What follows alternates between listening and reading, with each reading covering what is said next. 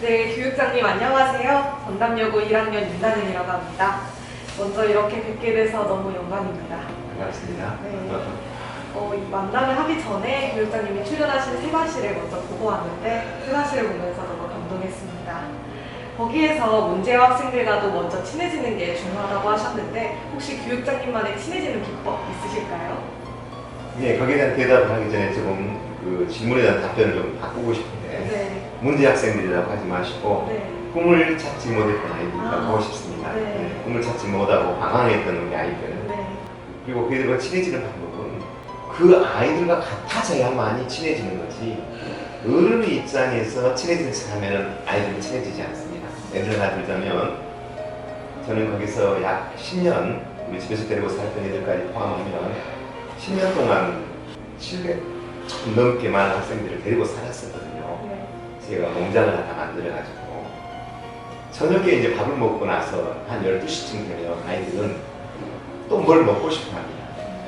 그러면 우리가 또 기르는 닭을 우리가 8명이 먹고 살리면 한 마리만 잡거나 2마리만 해도 우리는 닭을 애들이 먹을 수 있잖아요. 근데 애들은 8마리를 다 같이 잡고 있어요. 털을 뜯으면서.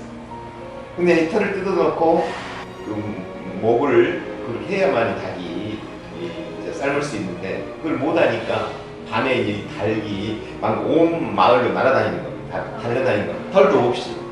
그러면 우리는 막 애들이 막 그걸 잡으러 다닌다면 내가 선생님이니까 그 애들한테 너희들 말이 돼? 어떻게 애들을 그렇게 할 수 있어? 그리고 밤중에 이렇게 다니면 안 되는 거야. 이렇게 하는 게 아니라 같이 잡으러 다닙니다. 그러면은 아이들이 생각할 때 우리 선생님은 나보다 더 애기들 같아. 뭐 저런 선생님이 다 있어. 라고 말하면서부터 아이들은 나를 선생님이라기보다 형으로 친구로 같이 지내는 겁니다. 즉 말하자면은 진짜 그 아이의 마음속에 있는 옳고 그름을 판단해 주지 말고 그들에 들어주는 거. 왜냐하면 아이들에게는 옳고 그름을 다 알고 있거든요. 언젠가 되면 그 옳고 그름은 자기들이 알아서 해요. 그때 힘들 때 그 아이들 말을 잘 들어주면 진심으로 들어주고 공감해주면 그 아이들은 내 품 안에 들어올 수 있다고 생각합니다. 감사합니다. 그리고 1993년부터 8명의 부적은 학생들과 9개월간 평해 아파트에서 살고 707명과 숙식을 하셨는데 그중 가장 기억에 남는 학생이 있으실까요? 기억에 남는 사람은 사실은 707명이 다 기억에 남습니다. 나는 꼽는다면 네.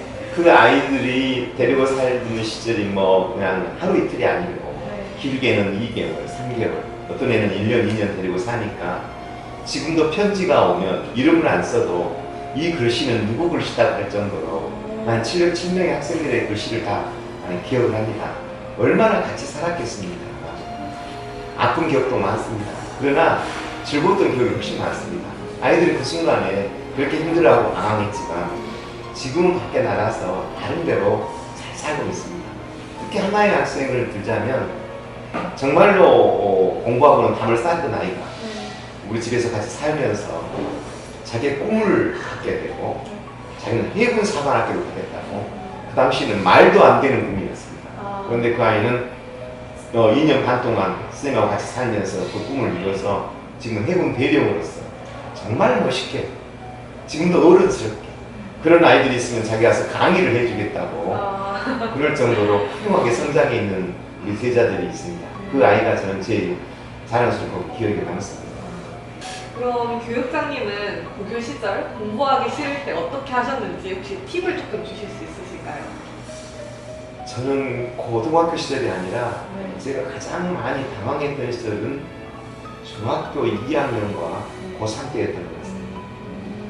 고3 때는 저희들이 광주 민주화운동이 일어났던 시절 그리고 한 달, 2달 정도 학교를 다니지 못하고 시골에 집에 가 있었던 시절인데요.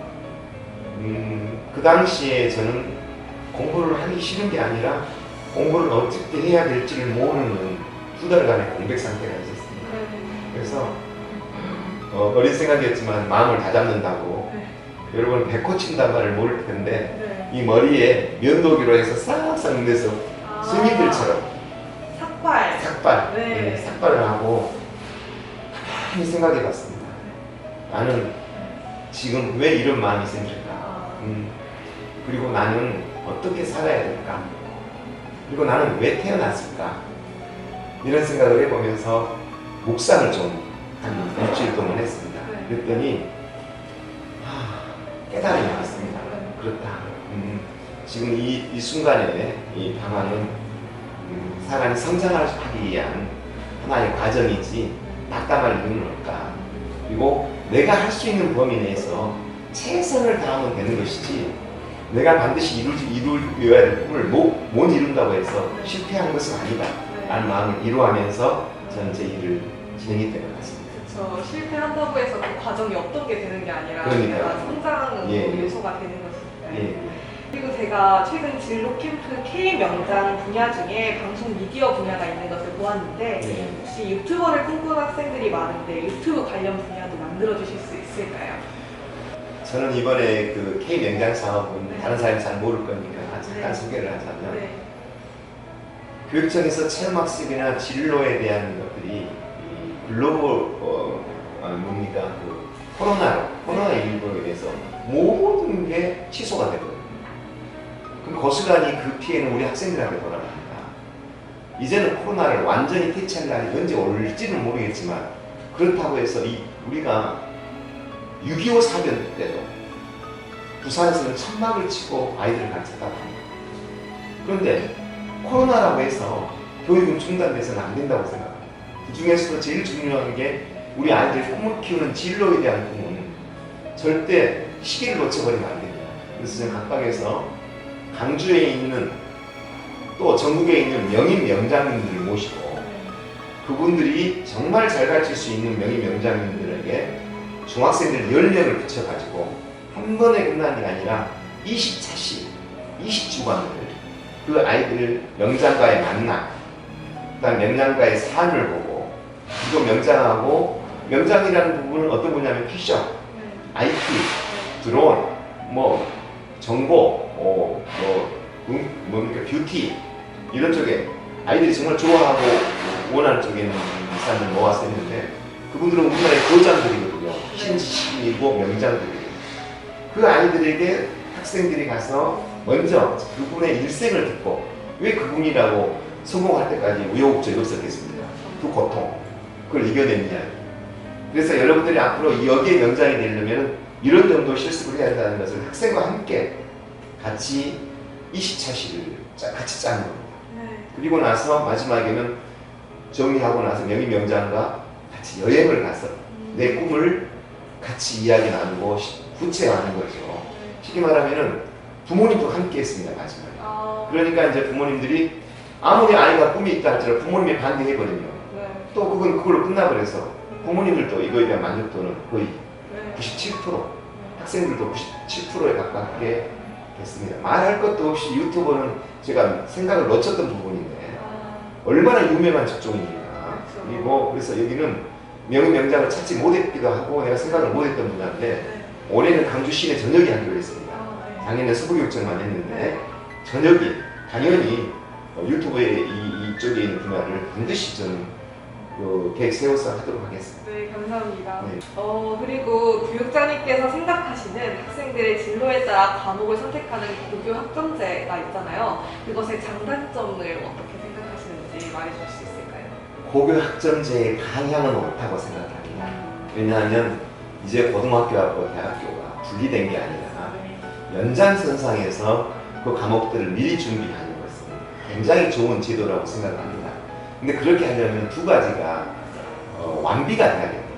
첫 번째는 뭐냐면 그러한 것을 충분히 할 수 있는 선생님들이 계셔야 됩니다. 그 숫자는.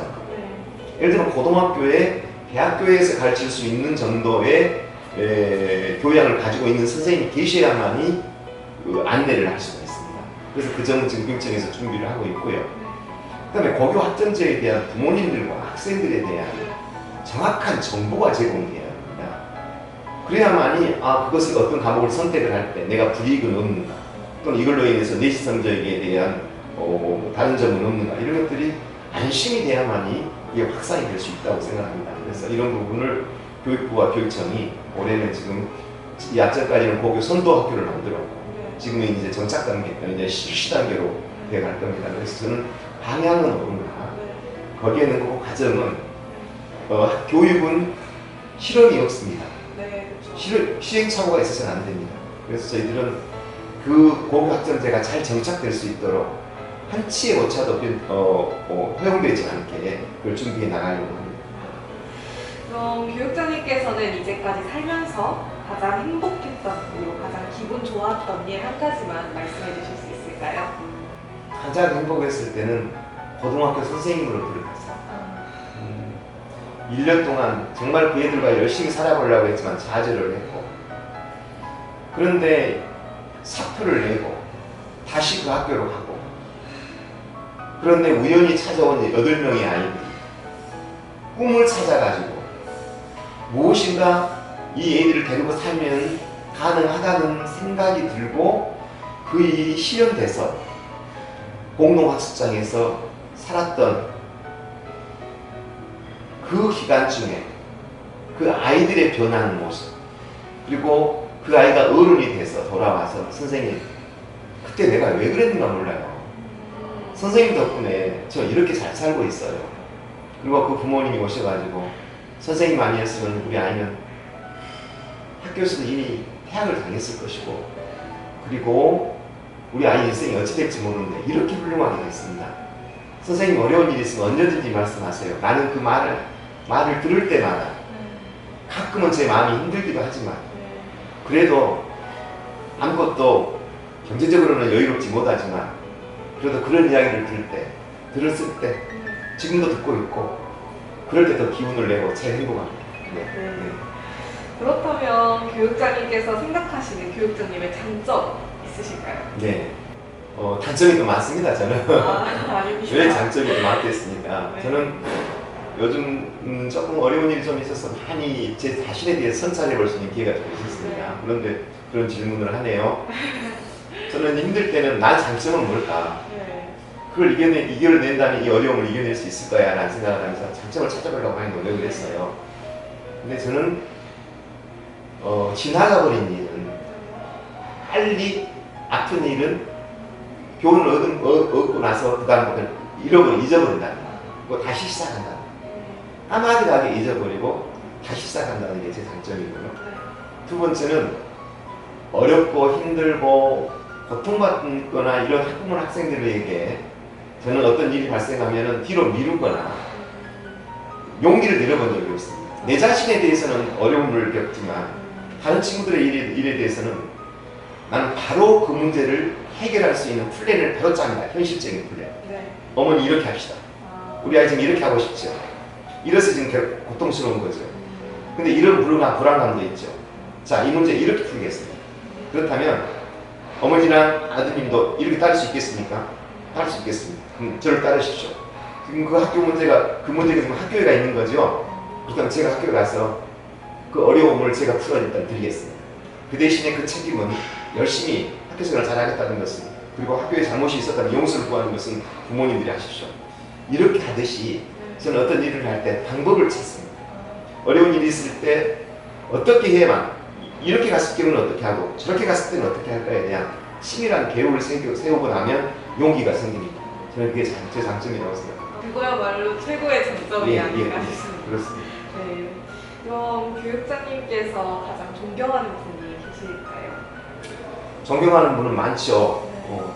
고인이 되신 우리 김대중 대통령이 말할 것도 없이 존경하지만 저는 교육자이기도 하고요. 그래서 흔히 많은 사람들이 다른 사람을 존경한다고 하는데요.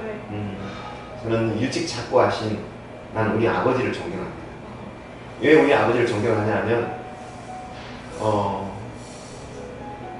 자기 몸도 불편하신 분이 그 시골에 있는 못 배운 학생들을 학원을 차려가지고 그 당시에 서당이라고 했습니다. 그것도 상당히 긴 동안 그 사람들을 가르치고 잘 키워서 그때 당시에 그 어렸던 학생들이 지금은 나이가 60, 70이 돼가지고 마을에서 마을을 일으키는 소위 말하는 리더가 되어 있습니다. 난 그 일을 해온 아버지 좀 더 솔직히 말하자면은 사고를 당해서 다리가 하나 없는 목발을 짚고 다니신 분이었습니다. 나 같았으면은 쌩쌩하고 잘 나갔던 사람이 다리가 없어지면 불구가 됐을 때 포기를 했을 텐데 아버지는 그걸 이기시고 자기가 가지고 있는 탤런트를 그 많은 학생들을 가르치고 훌륭하게 키우고 저도 그런 아버지를 본받고 싶어서 저는 우리 아버지를 좀 존경합니다. 이렇게 훌륭하신 교육자님께서 존경하시는 아버지는 얼마나 대단하셨을까 싶은데요. 네, 그러면 인터뷰를 마무리하면서 교육장님의 앞으로의 목표와 향후의 계획을 말씀해 주시면 감사하겠습니다. 저는 항상 마음속에 다짐하는 게 있습니다. 하지만 무슨 부끄럽게 살지 말자. 부끄럽게 살지 말자는 말을 합니다. 남한테 부끄럽게 살지 말자가 아니라 내 자신에게 부끄럽지 말자라는 이야기는 교육자로서 이제까지 어렵고 힘들고 이런 아이들과 함께 살았으니 앞으로에도 큰 욕심 부리지 말고 공부를 잘하고 열심히 하는 학생들은 정말 이 강주의 서울이나 부산에 비해서 좀 더 덜 인프라가 되어 있지 않는 이곳을 전국에 있는 어디에 있는 곳에 내놔도 우리 아이들은 가장 좋은 환경에서 우리 아이들이 성장할 수 있도록 만들어주는 것, 이게 내 꿈입니다. 예를 들었으면 유튜브는 유튜브, 과학자는 과학자, 또는 뭐 어떤 그 꿈을 가지고 있는 데 있어서 전국에 있는 어느 시도보다 우리 학생들을 기르는 데 있어서의 환경은 강주가 최고다. 강주가 최고다. 네. 선생님도 제일 잘 가르치고 아이를 제일 사랑하고 거기 있는 교실이라든가 실습실이나 이런 환경도 이 전국에서 어디다 나눠도 빠지지 않는 그런 환경에서 우리 아이들이 밝은 마음을 갖고 희망을 갖고 정말 잘 성장할 수 있는 토양을 만들어주고 싶은 것, 그게 제 꿈입니다. 네, 감사합니다. 네, 이렇게 인터뷰를 마쳐봤는데요. 오늘 교육자님과 짧은 인터뷰 시간이었지만 저에게도 교훈이 되고 정말 기분이 좋은 시간이었습니다. 네, 함께 해주셔서 감사합니다. 감사합니다.